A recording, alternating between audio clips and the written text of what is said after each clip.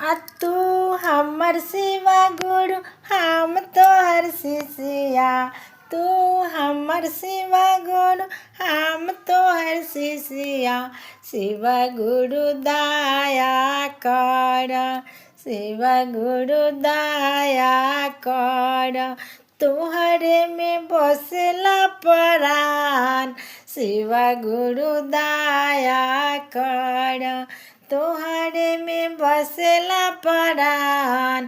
शिव गुरु दया कर, तोहरे दिहला गुरु घर परिवारवा।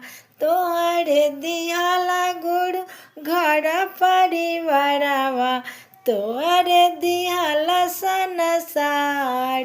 शिव गुरु दया कर, शिव गुरु माया कर।